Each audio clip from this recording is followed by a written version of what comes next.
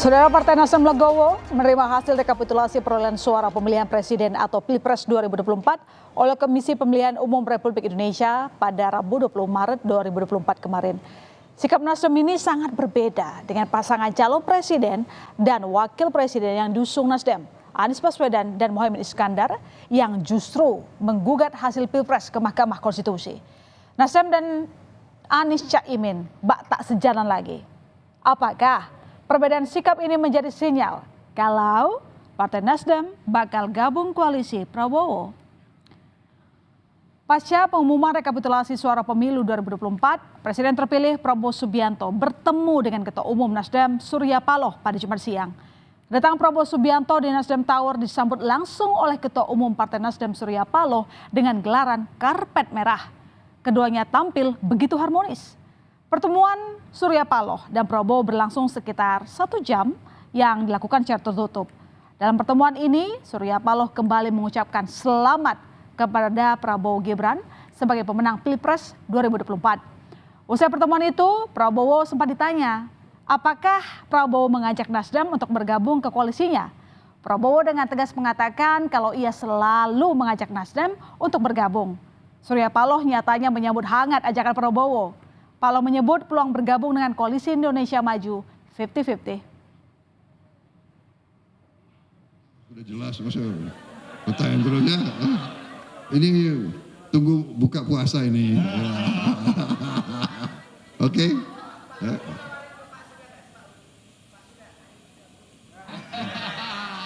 Saya selalu menawarin. Saya selalu mengajak. Benar nggak? Ya. Iya. Ya. Oke ya. Itu penghargaan Pak Prabowo aja. Pak respon gimana Pak? Pak Paloh kemarin mengatakan bergabung dengan pemerintah bukan prioritas. Artinya nanti setelah Oktober kalau diajak sama Pak Prabowo akan bergabung dengan. Kita lihat perkembangan ke depan ya. Berarti ada kemungkinan bergabung soal 2 kursi. Itu 50-50 possibility-nya Mas. Pak tidak khawatir mengembosi upaya di MK Pak. Kita lihat. Dan usai bertemu dengan Prabowo, beberapa jam kemudian Surya Paloh bertemu dengan Anies Baswedan. Yang jadi sorotan, adanya perlakuan Surya Paloh yang agak berbeda antara Prabowo dengan Anies. Berbeda dengan Prabowo yang langsung disambut Surya Paloh, kedatangan Anies disambut Ketua DPP Partai Nasdem Sugeng Suparwoto. Diketahui Anies Baswedan dengan Surya Paloh berbuka puasa bersama di kantor DPP Partai Nasdem. Dalam acara buka puasa bersama, Anies memberikan buah sirsak kepada Surya Paloh. Buah sirsak ini diketahui merupakan titipan Ibu Anies, Alia Rashid, untuk Paloh. Momen pertemuan keduanya ini diunggah melalui Instagram Nasdem. Usai bertemu Ketua Nasdem, Anies menanggapi pertemuan Surya Paloh dengan Prabowo. Ia menyebut pertemuan keduanya tak ada obrolan khusus. Ia juga merespon jawaban Paloh terkait kemungkinan gabung koalisi Prabowo. Menurut Anies, pembentukan kabinet masih lama, masih bulan Oktober. Ia juga menegaskan tim nasional Anies Muhaimin masih fokus dengan gugatan perselisihan hasil pemilu yang diajukan ke MK. Ya tidak ada obrolan yang khusus kecuali yang disampaikan di media tadi. Jalan masih panjang karena siapapun yang nanti terpilih itu pembentukan kabinet baru bulan Oktober. Sekarang masih bulan Maret. Jadi apapun yang dikatakan hari ini semuanya sifatnya spekulatif karena siapapun yang nanti terpilih akan dilantik, baru dilantik tanggal 20 Oktober dan baru bentuk kabinet sesudah dilantik. Jadi membicarakan itu sekarang itu masih panjang. Pasca penetapan hasil rekapitulasi pemilu oleh KPU, Ketua Umum Partai Nasdem Surya Paloh menyatakan pihaknya telah menerima hasil Pilpres ataupun Pileg 2024. Selain mengucapkan selamat kepada pasangan Prabowo Subianto Gibran Rakabuming Raka, Surya Paloh juga mengatakan akan mengevaluasi kembali langkah untuk menggugat hasil pemilu melalui hak angket. Paloh mengatakan Nasdem akan mencermati perkembangan usulan itu bergulir di DPR, termasuk dari partai yang saat ini menduduki kursi mayoritas di parlemen, yaitu PDI Perjuangan. Ucapan selamat dari Surya Paloh ke Prabowo ternyata menimbulkan kekecewaan dari pendukung pasangan Anies Baswedan Muhaimin Iskandar. Rasa kecewa membuat seorang relawan menurunkan bendera Partai Nasdem di markas tim pemenangan Anies Muhaimin. Relawan ini tak terima dengan sikap politik Partai Nasdem yang menerima hasil pemilu 2024. Aksi tersebut langsung direspons relawan lain yang merupakan menghentikan upaya relawan menurunkan bendera Nasdem. Bendera Partai Nasdem akhirnya dinaikkan kembali. Ya saudara, respon Ketum Nasdem ini berbeda dengan dulu saat awal pemilu yang gencar membawa jargon perubahan. Sikapnya bahkan berbeda dengan capres-cawapres yang diusungnya. Desas-desus jika Nasdem tengah bergerak untuk ke koalisi berembus. Jika Nasdem tengah kode-kode merapat ke koalisi Prabowo, maka Anies dan Caimin justru sudah mendaftarkan gugatan hasil Pilpres ke Mahkamah Konstitusi. Menggugat hasil Pilpres, Timnas Amin meminta Pilpres 2024 diulang tanpa diikuti calon wakil presiden nomor urut 2 Gibran Raka Buming Raka. Jadi yang kami sampaikan dalam naskah kami intinya adalah permasalahan pencalonan wakil presiden, calon wakil presiden di 02. Dari awal proses tersebut bermasalah dan lanjutan masalahnya luar biasa.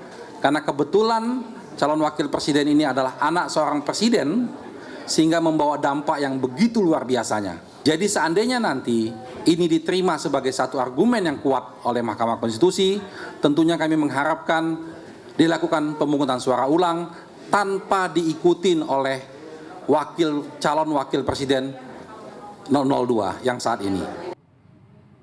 Ya, TPN Ganjar Mahfud juga menolak keras hasil Pilpres 2024. TPN Ganjar Mahfud meminta MK mendiskualifikasi pasang Prabowo Gibran.